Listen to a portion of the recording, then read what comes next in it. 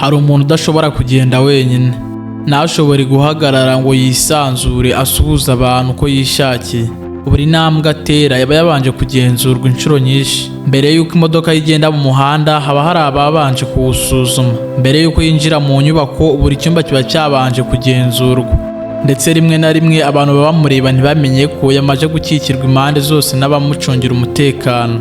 Uyu si umukinnyi wa filime, si umuherwe gusa, si umukinnyi wa ruhago, ahubwo uyu ni perezida w'igihugu.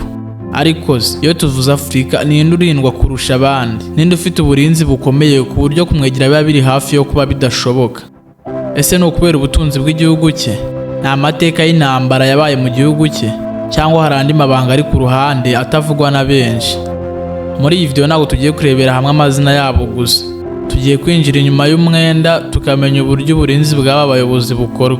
Imodoka bagendamo zidasanzwe z'imitamenwa, indege zibatwara, ingabo zibaherekeza aho bagiye hose, ndetse tumenye n'ibanga rituma buri rugendo rwabo rutegurwa nk'aho ari igikorwa cya gisirikare. Uko tugenda tuzamuka kuri uru rutonde, ibintu biraza kurushaho kugutangaza. Igisa n'igitangaje cyane ni uko na perezida w'igihugu Paul Kagame nawe ari kuri uru rutonde rw'abaperezida barinzwe cyane muri Afurika. Perezida uri ku mwanya wa mbere afite uburyo bwo kumurinda busa nk'ubudashoboka, butangaje ku rwego rwo hejuru. Ongera amajwi ho gatoya maze utangire urugendo rudasanzwe.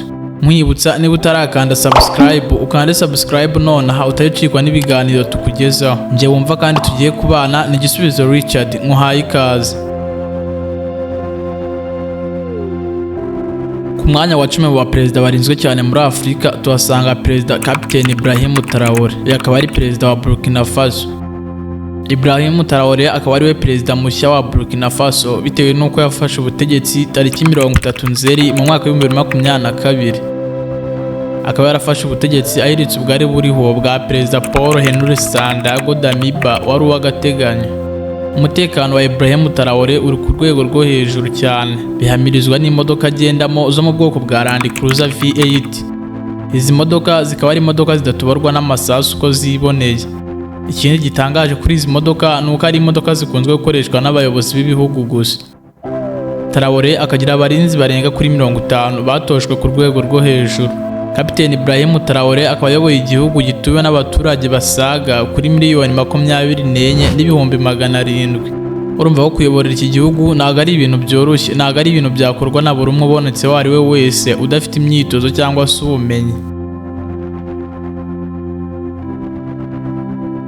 Ku mwanya wa 9 mu baperezida basa nk'aho barinzwe cyane muri Afurika tuhasanga perezida Alassane Ouattara uturuka mu gihugu cya Cote d'Ivoire. Ouattara akaba yarafashe ubutegetsi ahasaga mu mwaka wa 2010 asimbuye perezida Laurent Gbagbo wari uyoboye iki gihugu. Ouattara akaba ayoboye igihugu gituwe n'abaturage barenga kuri 32,000,000. Akaba afite umutekano uri ku rwego rwo hejuru cyane, aharindwa n'abarinzi basaga kuri 70 kandi babigize umwuga. Alassane Ouattara nawe akaba akunze kugenda mu modoka z'imitamenwa kandi zikomeye zo mu bwoko bwa Land Cruiser V8, imodoka zitatoborwa n'isasu na gato. Ouattara akagira moto ziba zimukikije impande n'impande, akagira abasirikare batojwe mu rwego rwo kurinda perezida. Ku mwanya wa 8 tuhasanga William Ruto, perezida wa Kenya.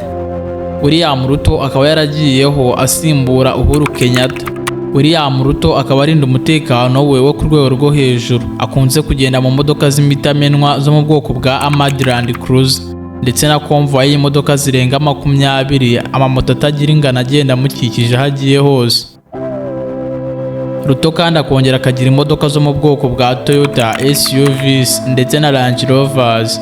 William Ruto arindwa n'abarinzi bakomeye ndetse n'abasirikare batojwe ku rwego rwo hejuru mu kurinda abakuru b'ibihugu. Akongera kandi akagenda mu modoka z'imitamenwa gusa, akagira abarinzi babarirwa hagati y'100 n'150.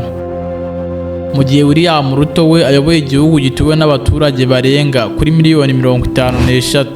Birumvikana ko utayobora igihugu gituwe n'abaturage basaga kuri 53,000,000 nawe ubwawe nta mutekano ufite. Ku mwanya wa 7 tuhasanga perezida Mamadou Doumbouya guturuka muri Guinea. Doumbouya akaba yarafashe ubutegetsi ahiritse ubwariho kudeta yabaye tariki 5 Nzeri mu mwaka wa 2024. akuyeho ubutegetsi bwari ubwa Alpha Conde. Doumbouya akaba ayoboye igihugu gituwe n'abaturage basaga kuri miliyoni 14. Nyuma ya kudeta yabaye, Perezida Doumbouya yubatse ubwami bwe bugizwe n'abarinzi barenga kuri 80 batojwe by'umwihariko kurinda umukuru w'igihugu, kandi umutekano wo kongera ugahamirizwa n'imodoka z'imitamenwa akunze kugendamo zitatoborwa n'isasu cyangwa ikindi icyo ari cyo cyose nk'izo mu bwoko bwa Armored Land Cruiser. Perezida Doumbouya kandi umutekano we ukaba ukomeye cyane bitewe n'uko niyo hari ahantu agiye guteranira cyangwa se ahantu agiye kuganiriza abaturage, aho hantu haba hazengurutswe na kajugujugu ebyiri zireba niba umutekano waho usesuye. Urumva ko umutekano wa Mama Doumbouya nawe uri ku rwego rwo hejuru cyane. Ku mwanya wa 6 mu baperezida barinzwe cyane muri Afurika tuhasanga His Excellency Paul Kagame, perezida w'u Rwanda, perezida w'abanyarwanda. Akaba yatangiye kuyobora iki gihugu ahasaga umwaka wa 2000. Nyuma muri 2003 akayobora atsinze amatora, akomeza kuyobora iki gihugu kugeza magingo aya. Paul Kagame akaba umwe mu baperezida bafite umutekano wo ku rwego rwo hejuru, arindwa n'abatojwe cyane nka CTU Counter Terror Unit ndetse na GP Publican Guard. Abakaba ari abarinda perezida mu buryo bwo aribwo bwose ku kiguzi icyo ari cyo cyose.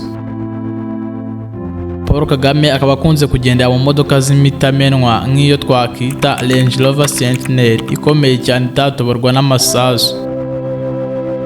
Umutekano we ukaba wubatse mu buryo bw'ikoranabuhanga, akagira abamurinda bahambaye bashobora kurwanya ibitero ibyo ari byo byose aho byaturuka hariho hose niyo byabasaba gutanga ubuzima bwabo. Akagira moto ziba zimukikije impande zose ndetse na konvoyi y'imodoka zirenze nka Mercedes Benz ndetse na Cadillac Escalade SUV Luxury. Akaba ayoboye igihugu gituwe n'abaturage basaga kuri miliyoni 14 n'ibihumbi 500.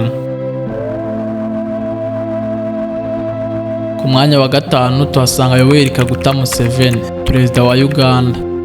Yoweri Kaguta Museveni akaba amaze imyaka isaga kuri 39 ayobora iki gihugu cya Uganda. Akaba akunze kugenda mu modoka z'imitamenwa zishobora kurwanya ibitero ibyo ari byo byose byamugabwaho. Yoweri Kaguta Museveni akaba akunze kugenda mu modoka yo mu bwoko bwa Mercedes Benz, akagira konvoyi y'imodoka nyinshi zimuherekeza mu rugendo aho yaba agiye hose. Akongera akagenda mu yindi modoka yo mu bwoko bwa Toyota Land Cruiser V8, yakaba ari imodoka y'umutamenwa idashobora gutoborwa n'isasu. Akagira abamurinda basaga ku 100 kugera ku 150 bamucungira umutekano aho yaba ari hose. Yoweri Kaguta Museveni akagira indege za kajugujugu ndetse n'izo mu bwoko bwa Escort zimurinda aho yaba ari hose nko mu bihe by'inama cyangwa se aho yahuriye n'abandi bantu benshi. Izi ndege zikaba ziba zihakikije zigamije gucunga niba umutekano we usesuye. Yoweri Kaguta Museveni akaba ayoboye igihugu gituwe n'abaturage barenga kuri miliyoni 50. Ku mwanya wa 4 tuhasanga perezida Paul Barthélemy Biya, akaba ari perezida uyoboye igihugu cya Cameroon. Uyu Biya yavutse tariki 13 Gashyantare mu mwaka wa 1933. Kugeza ubu akaba ari perezida wa kabiri umaze kuyobora iki gihugu cya Cameroon, aho yayoboye guhera mu mwaka wa 1982 kugeza magingo aya. Yafashe ubutegetsi nyuma yo kuba minisitiri w'intebe w'igihugu cya Cameroon guhera mu mwaka wa 1975 kugera mu mwaka wa 1982. Biya akaba ayoboye igihugu gituwe n'abaturage basaga kuri miliyoni 30. Perezida Paul Biya ni umuperezida urindwa bikomeye cyane, ndetse kandi akagendera mu modoka zikomeye z'imitamenwa nk'izo mu bwoko bwa Range Rovers. Akagira konvoyi iri hagati y'imodoka 10 kugera kuri 15 zigenda zimukikiye. Akagira abamurinda kandi batojwe ku rwego rwo hejuru bashobora gutanga ubuzima bwabo kubwo kurinda umutekano wa Perezida Paul Biya. Ku mwanya wa 3 tuhasanga Perezida Cyril Ramaphosa uyoboye igihugu cya South Africa. Akaba yarabaye perezida wa Afurika y'Epfo asimbuye Perezida Jacob Zuma aho hari ku itariki 15 Gashyantare mu mwaka wa 2018 nibwo yatoranyijwe kuba umukuru w'igihugu cya Afurika y'Epfo. Nyuma yaho nibwo Cyril Ramaphosa yaje kubaka uburinzi bumurinda ku rwego mpuzamahanga. Ramaphosa akaba akunze kugendera mu modoka zo mu bwoko bwa custom made BMWs akagira konvoye y'imodoka zisaga ku 10 zigenda zirukanka ku muvuduko wo ku rwego rwo hejuru cyane. Akagira abarinzi bamurinda benshi batagira ingano batojwe ku rwego mpuzamahanga. Uyu Cyril Ramaphosa akayoboye igihugu gituwe n'abaturage barenga kuri miliyoni 62.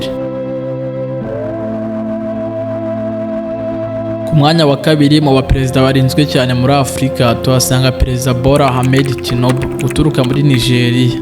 Uyu Tinubu akaba ari perezida mushya wa Nigeria nyuma yo gufata ubutegetsi mu mwaka wa 2023.